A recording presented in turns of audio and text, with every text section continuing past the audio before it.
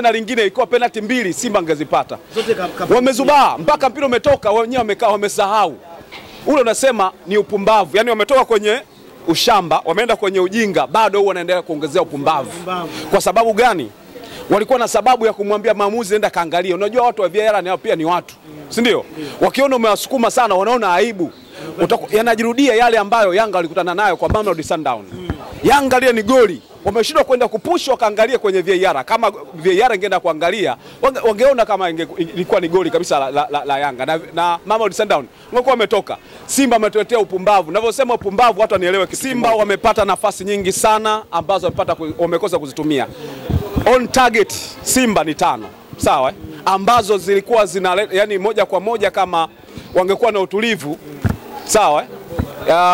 Wangepata matokeo. Simba lazima tuambie huo ni upumbavu, kwa sababu haiwezekani wewe unapata advantage penalty hata kama imempitia kwa mbali. Nie force hawa waamuzi sometimes wanaruhusu tu bwana kweli. Mfuatiliaji wa Galaxy Media, mbele yako ni mchambuzi wa masuala ya kabumbu, wanamuita Lugano Israel. Tunakwenda kuzungumza yale ya kimichezo baada ya wekundu wa Msimbazi Simba kutamatika mchezo wao ambao walikuwa wao dhidi ya Stellenbosch kule Zanzibar visiwani katika dimba la New Amaan Complex. Black and white tunaziwekaje leo? Black and white yani nashindwa hata nianzie wapi. Kwa nini kaka na Simba ameondoka na ushindi wa goli moja? Kiukweli kabisa Simba wanatutia aibu. Kwa sababu gani Lugano? Unajua nikwambie kuna kitu ambacho watu wanaweza kusema ni ushamba. Unajua kutoka kwenye ushamba unaenda kwenye ujinga, kutoka kwenye mjinga unakuwa mpumbavu. Simba wanaofanya hasa kwa wachezaji wa Simba ni upumbavu ule. Dakika ya 6 Simba wanapata kwenye yani sababu ambao walikuwa wanatakiwa waende kwa mwamuzi. Swala la penalty. Wamezubaa, hawataki kwenda kupush wachezaji. Ile ni faida ya kwanza. Yaani mwamuzi aseme sitaki mwenyewe, lakini mmempush aende kusema hii sio penalty. Umeelewa? Dakika ya 6 Simba wanapata sababu ya kumwambia mwamuzi kaangalie kwenye VAR. Wao wamekaa wamezubaa. Hawajaenda kuangalia na hawajairudia. Mchezaji memgusa kabisa kwenye mkono. Tumeshuhudia pale. Hakuna mtu wa kupush. Angekuwa Mwarabu pale angempush mpaka angeenda kuangalia. Dakika ya 6 unapata goli. Simba ingewasaidia. Kwa ndio maana nasema kitu ambacho anakifanya wachezaji wa Simba licha ya ushindi wa goli moja, huu ni upumbavu, ujinga. Sawa? Yaani wametoka kwenye ushamba. Tunawaambieni jamani, acheni ya mambo ya kishamba. Ushamba ni nini? Wewe unajua inaweza kunufaisha kitu fulani, bado unakiacha. Kipambanie. Cha pili. Sawa, hapo nakwambia dakika ya ngapi? Ya 6. Dakika za lala salama. Kuna mpira ambao umemgusa mchezaji wa timu pinzani. Kwenye eneo tena lingine ilikuwa penalty mbili Simba angezipata. Wamezubaa mpaka mpira umetoka wenyewe wamekaa wamesahau. Ule unasema ni upumbavu. Yaani wametoka kwenye ushamba, wameenda kwenye ujinga, bado huo wanaendelea kuongezea upumbavu. Kwa sababu gani? Walikuwa na sababu ya kumwambia maamuzi nenda kaangalia. Unajua watu wa VAR nao pia ni watu. Si ndio? Wakiona umewasukuma sana wanaona aibu. Yanajirudia yale ambayo Yanga walikutana nayo kwa Mamelodi Sundowns. Yanga ile ni goli. Wameshindwa kwenda kupush wakaangalia kwenye VAR. Kama VAR ingeenda kuangalia, wangeona kama ilikuwa ni goli kabisa la Yanga. Na Mamelodi Sundowns wangekuwa wametoka. Simba ametuletea upumbavu. Ninavyosema upumbavu watu wanielewe kitu kimoja. Mpumbavu ni nani? Mpumbavu ni yule ambaye ametoka kwenye ujinga. Yaani umetoka kwenye ushamba ukaenda kwenye ujinga. Ujinga ni kile unachokifanya ambacho ukijui. Lakini kama ukikijirudia tena iwe kwako au kwa mtu fulani, maana yake unafanya ni upumbavu ule. Sasa mimi wachezaji wa Simba na benchi la ufundi kama hawawaambii upumbavu ambao wanaufanya, inaweza kaingia hata finali wasiende kuchoka kikombe. Akatokea yale. Kwa sababu lazima kwa maana kama kulikuwa na penalty akaenda kulalamika naambia nenda kaangalie. Waonyeshe hata VAR. Waambie aende kaangalie, wasukume kwa sababu binadamu wameumbiwa kuwa na haya. Kwa hiyo hata kama wanajisaulisha au kuna kitu wanataka ukifeva upande mwingine, watajisukuma tu atasema bwana twende tukaangalie. Mwisho siku aibu inawakuta, kumbe kweli mtu kanawa. Kama hajanawa kwani shida iko wapi? Kwani una mtu atapewa kadi nyekundu? Kwa hiyo upumbavu ambao wanaufanya upande wa Simba sawa utawagharimu. Ni vile ambao tunawaambia Yanga kwa Mamelodi Sundowns walistahili kabisa kuingia kwenye hatua nyingine ya nusu finali. Lakini kwa ushamba tu watu wanashangaa uwanjani. Unacheza na Stellenbosch pia unashangaa. Timu ambayo wewe ni mkubwa. Simba walikuwa na uwezo wa kupushi kwa sababu wao ndio wakubwa kuliko ile timu. Yaani wanamshawishi kwa vyovyote vile. Cha ajabu mtu anakaa. Yaani pamoja na kwamba kuna makosa ambayo Simba kiufundi sawa, unaweza ukasema wachezaji wenyewe walikuwa hawajatulia. Pengine Simba angeondoka zaidi ya magoli 3. Umeelewa? Lakini kwenye swala la penalty ambazo itakiwa Simba waende wakapushi, huu ni ushamba ambao utarudia hata mara 100. Wanatakiwa hata uongozi wawaambie. Yaani kama hili swala umelifumbia macho, hili hapa ambalo limepita, wakirudi kwenye mechi zingine waambiwe kabisa advantage ya kwanza unapomgusisha mtu kwenye mkono, hata kama hujamgusa wewe kapushi. Si unaelewa? Nakumbuka kuna mechi moja ilikuwa ni Leicester City kama nitakuwa nakumbuka na Manchester City. Raheem Sterling ameingia kwenye box sio akakwatuliwa. Yaani watu wanalazimisha nenda kaangalie.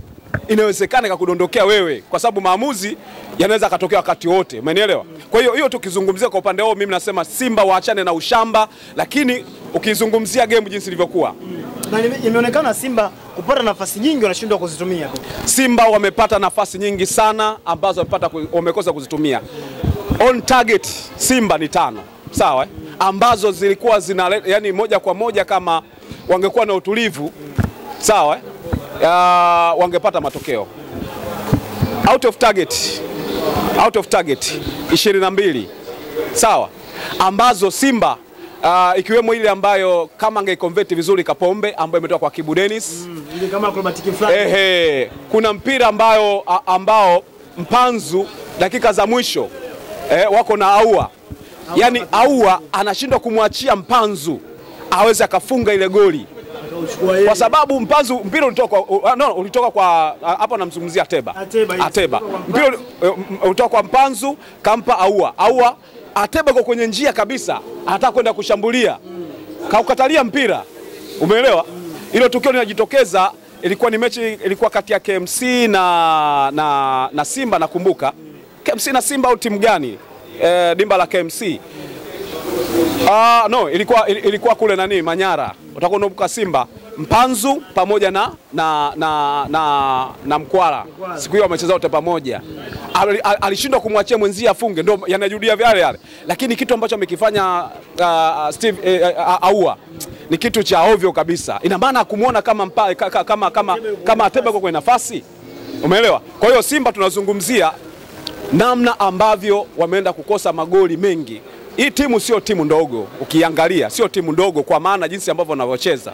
Walikuwa waogopi Simba, ilikuwa ni 50-50. Kuna namna ambavyo walikuwa wanaheshimu Simba kwa ukubwa wao, lakini kuna namna ambavyo wao wanaona Simba pia wanaiweza. Hii game imechezwa Zanzibar, hapa Tanzania, si ndio? Bado game lingine ambayo inacheza kucheza kule. Simba walikuwa na staili kabisa kwa na magoli mengi hapa. Ili waimalize kabisa game. Kabisa wangeamaliza. Kuna nafasi nyingine ambayo Simba pengine nao ungepata matokeo. Sijui alikuwa anafikiria kitu gani Shabalala. Alikuwa amedribble, alikuwa ni Mpanzu, akamdanganya beki wa Stellenbosch, akampasia Shabalala. Shabalala kaenda nao pembeni. Aua yuko kwenye njia kabisa, naona goli ile wanakimbizana. Yaani pale itakiwa ampigie vipasi. Anaenda kupiga ndani. Kule ndani wachezaji wa Simba anze kuelewa unapopiga vipas, kwa sababu wachezaji wako ambao wanakimbilia kwenye eneo la kushambulia ndio wana nafasi ya kupiga mpira vizuri. Yule mchezaji ambaye anaukimbilia mpira kutoka mgongoni kwa mchezaji wako hana nafasi kubwa kutumia ule mpira. Kwa hiyo inaweza akasababisha penalty au mchezaji mwenzie akamsababisha kwa eneo zuri la kufunga. Umeelewa? Yeye anampigia golikipa. Unapopigia kwenye eneo la golikipa, yani maana yake umempa 80% golikipa kudaka, kwa sababu anadakia mpaka mikono. Umeelewa? Na shangaa ile ilikuwa nafasi nzuri sana kwa Chazaua kufunga. Shabalala angempasia ingekuwa goli. Si unanielewa? Lakini ukiangalia kwa ujumla Simba namna ambavyo wanacheza, sawa, jinsi ambavyo wanacheza, unaweza ukasema ni timu bora sana. Ubora ni umakini ule wa kwenda kumalizia. Mpanzu kafanya kila kitu ambacho tulikuwa tunakitamani kukiona. Mashuti, dribbling. Bwana, kuna kitu ambacho watu wasijaka kisahau kuhusiana na Kibu Dennis mkandaji. Ni mmoja kati ya wachezaji ambao mimi nitaendelea kuwazungumza. Mmoja kati ya watu ambao taifa la Tanzania limewapata ni Kibu Dennis mkandaji. Anaweza kana mapungufu machache, lakini miongoni mwa watu ambao katika mchezo mkubwa huu, sawa, mchezo huu Kibu Denis ameonyesha ukubwa. Hata mimi mwenyewe nilikuwa nashangaa kwa nini mwalimu kaamua kumtoa, anamuingiza Joshua Mtale. Joshua Mtale kitu gani ambacho amekifanya? Labda unatunza energy kwa ajili ya mchezo mwingine. Sio kutunza energy.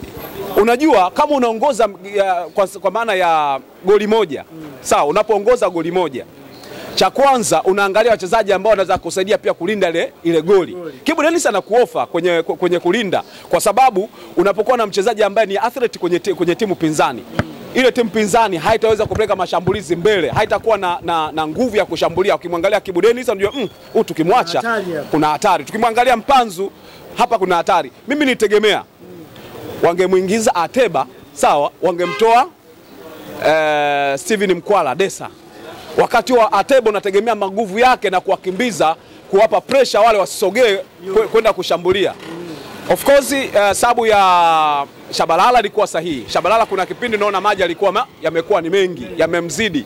Alikuwa kama amechoka. Lakini kumtoa Kibu Denis, mwalimu alikuwa amezingua pale. Na kama wangesawazisha, nadhani lawama angezibeba yeye. Lakini pia mara nyingi Fadlu anaonekana katika engo hiyo hayuko vizuri sana kwenye kufanya substitution. Sasa ndo namuingiza Joshua Mtale. Chasambi hayupo ndani. Wachezaji wengine walikuwa hapo. Mtale na Chasambi nataka niambie Chasambi ni bora. Labda kama anachukua kile alichokifanya kwenye FA nani Mtale, si ndio? Lakini Chasambi ni bora kuliko Joshua Mtale. Watu wote ambao walikuwa sabu pale walikuwa na uwezo wa kuingia kuliko kumweka Joshua Mtale. Yaani sikuona sababu ya kumuingiza Joshua Mtale. Ni mchezaji mzuri lakini bado hajaonyesha katika michezo hata iliyopita migumu kwamba anaweza kufanya kitu. Umeona hata kalivyoingia, kapata nafasi ya kupiga, ndio hiyo mingine alikuwa anajikanyaga tu. Kwa hiyo mwalimu anapofanya substitution lazima aanze kuangalia ni mchezaji anataka kumsaidia kwenye nini. Unamtoa Kibu Denis ambaye anakusaidia kwenye kuzuia wachezaji. Kuna pasi moja walikuwa wamepiga wale Selbuch, imeingia kushoto. Umeelewa? Kibu Denis kwa akili yake na ukomavu aliyokuwa nao akaenda akakava kwanza space. Unajua akutaka kwenda kumvamia mchezaji, akakava space ili kumchelewesha, kufanya delay, kufanya maamuzi wakati wenzake wanakava kwenye nafasi. Kwa hiyo kumtoa mtu ambaye anakupa nafasi ya kwenda kushambulia, kuifanya timu pinzani ikapata uoga kwenda kuongeza namba ya kushambulia eneo lako, unamtoa, unamuingiza Mtale ambao hakuna hata shabiki anamwamini, hata yeye mwenyewe hajiamini bado itakiwa mpe nafasi ya michezo mingine. Sio kwa mchezo mgumu kama ule, unaongoza goli moja na muingiza Mtale. Pengine alikuwa anategemea kumomba kupata ofa ya Mtale kwenye kukimbia tu speed. Lakini bado utulivu wa kichwani ulikuwa bado. Umenielewa? Sasa tukizungumzia general mchezo jinsi ambavyo moja kwa moja Simba walivyocheza, Stellenbosch jinsi ambavyo amecheza, kuna matumaini yoyote kwa Simba kuelekea hatua inayofuata? Kwa maana watakwenda kuzuia goli lao na ama kuongeza lingine kuvuka katika hatua inayofuata ya finali kabisa. Mpaka sasa hivi Simba kwa upande wangu wana 80% za kuvuka kuingia finali, wana 80%. Hiyo 80% sasa tuichanganue. Tunaiongelea kwa vipi? Umecheza mchezo wa nyumbani, umeshinda goli moja na hujamruhusu mpinzani kufunga goli. Manake mpinzani wako ambaye umecheza naye sawa ana 0. Simba akienda ugenini anaweza kama atafunga goli moja ana advantage ya goli ugenini. Kwa hiyo faida anakutana nayo pale. Si unanielewa? Lakini ukiangalia hata walivyocheza Stellenbosch, sawa? Ni timu ambayo ni nzuri, lakini bado kichwani mwake wanaiheshimu Simba. Bado hakuna wachezaji ambao wana ukomavu kwenye mashindano haya. Sawa, walimtoa Zamalek, si ndio? Walimtoa Zamalek na tuliona mchezo ule na mchezo ambao ukasema tishio. Lakini Simba waliweza kusoma, nadhani mwalimu anawezekana pengine anawafahamu baadhi ya wachezaji. Aliwekea majukumu ya nini cha kufanya. Kuna mtu ambaye anatoka New Zealand, sawa? Anaitwa Alfredo ni baba yake. Yeye anaitwa Ernest De Jong. Ni mmoja kati ya wachezaji hatari sana, lakini umeona makeke yote ni kwamba kuna udhibiti mkubwa wa mabeki wa Simba. Walikuwa hawataki akae na mpira au mipira kabla haijamfikia wanaidhibiti. Tumeona mabeki kama Ture jinsi ambavyo wamepata shida kwa mtu kama Mpanzu. Kwa hiyo Simba ukiangalia hata wao mimi naamini kabisa kikosi cha Simba ambacho kimecheza, kila mchezaji kacheza vizuri. Ndio maana hata mwalimu alichelewa sana kuwatoa wachezaji kwa sababu kila mmoja alicheza vizuri. Sabu ambayo ingekuja kumharibia mwalimu ndio zile sabu za mwishoni. Hasa kwa Joshua Mtale. Maana yake unapomtoa mtu ambaye anakuwa athlete kwenye timu pinzani, unamuingiza mtu ambaye kama akimsoma kwamba hana impact, unaweza kuongeza namba ya mabeki wa timu, kuongeza wanasema overloaded kwenye timu nyingine. Kwa hiyo nadhani hata wao wakugundua kwamba Mtale hana maajabu. Kwa nao pengine walikuwa wanaogopa hoja anavyokimbia kwa anaweza kuleta maajabu. Lakini ni wakati sasa wa Simba kuangalia kwenye michezo mingine. Kuna wachezaji ambao wanakupa quality katika michezo kwa michezo. Kuna mtu kama Chasambi anakupa quality ya mchezo. Umiliki wa mpira, uhakika wa kudribble, mashambulizi kuongeza namba. Kuna mtu kama nani alifunga kwenye goli la kuingiza robo finali na nani yule dhidi ya kutoka Libya nani yule alifunga goli la ushindi kwa Simba kutoka kwenye mtoano kuingia kwenye makundi. Barua. Wapo ambaye anakupa quality kuliko hata Joshua Mtale. Umeelewa? Wapo wengi. Kuna mtu kama Aweso ilikuwa inahitaji pale mtu ambaye pia anaongeza ufasti wa kupokea mipira na kwenda kwa haraka katika maeneo tofauti.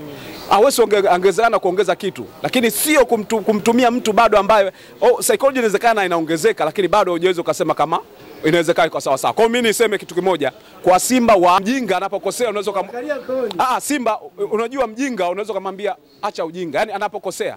Au mtu mshamba anambia bwana unafanya huo shamba, yani kitu ambacho sio sawa. Anaporudia unasema ujinga. Sauti lazima ipande. Anapokosea zaidi anambia huo ni upumbavu. Sasa Simba lazima tuambie huo ni upumbavu kwa sababu haiwezekani wewe unapata advantage penalty hata kama imempitia kwa mbali. Nyie force.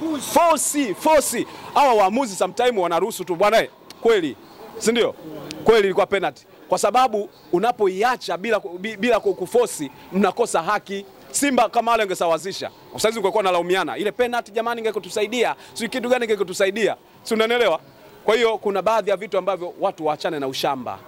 Hatuwezi kutoka hapa kwa sababu ya mambo ya kishamba. Shukrani sana Lugano. Asante.